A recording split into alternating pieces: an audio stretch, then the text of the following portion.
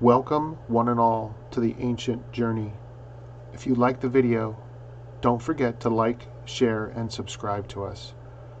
Today's journey, the boy in the box. In February of 1957, in the suburbs of Philadelphia, a man marched through the woods to check on some muskrat traps. While there, he discovered the body of a small child inside of a cardboard box. Fearing that the police would take his traps away, he never reported it.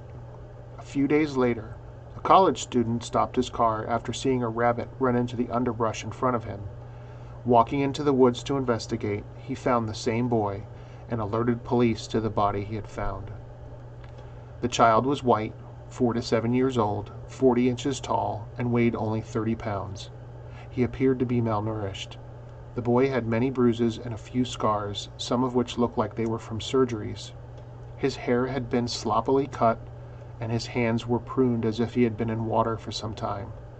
The boy was wrapped inside of a blanket and placed inside of a box that had been used to hold a bassinet from a local department store. He had no broken bones. Police opened their investigation on February 26, 1957. The case began to attract the attention of the entire country as police searched for this poor child's family. Fingerprints of the boy were taken, but no one came forward to claim him, and no one came forward with any information.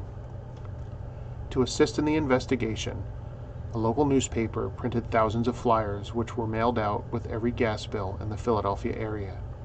Police academy recruits were brought in to recanvass the crime scene. Several items were found, but none seemed to lead anywhere. The boy's identity was still a mystery. Police released post-mortem pictures of the boy and even went as far as dressing the boy's body and posing it to see if anyone would recognize him. They even released an artist's rendering of what the boy could look like. There were still no responses.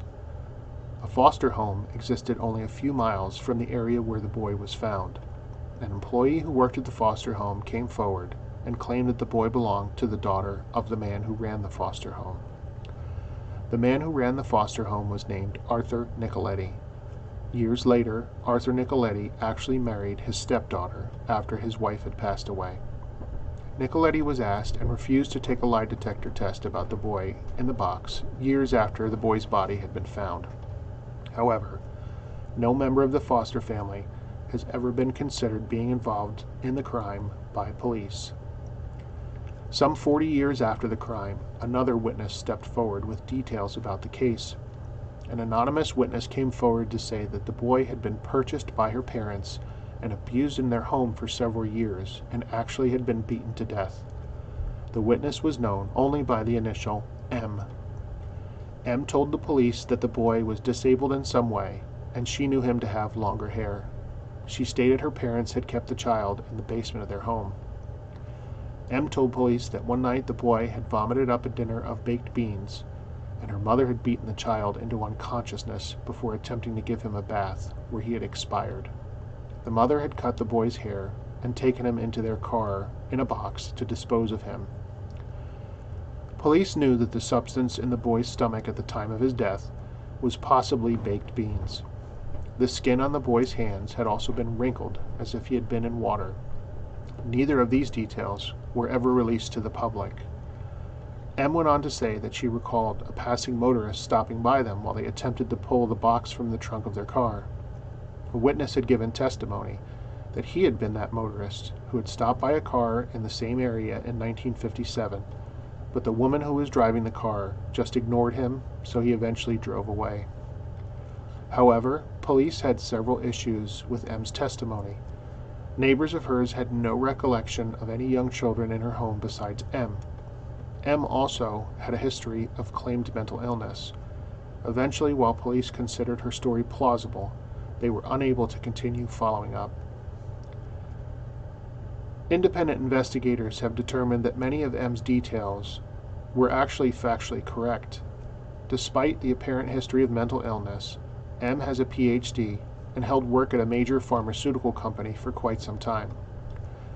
Investigators also raised the possibility that M's mental illness may be attributed to some form of post-traumatic stress disorder, or it could even be a form of autism.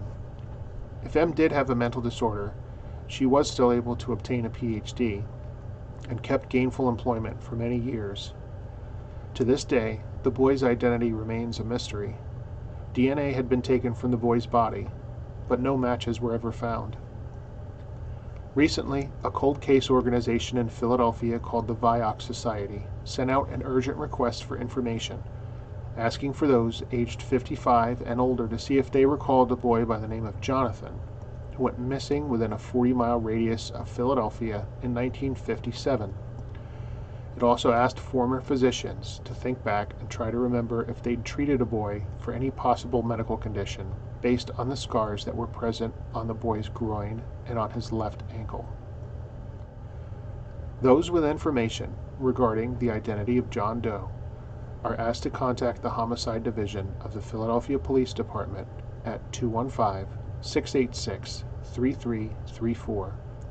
Tips can also be called in to the Philadelphia County Medical Examiner's Office at either 215-685-7445 or 215-685-7458.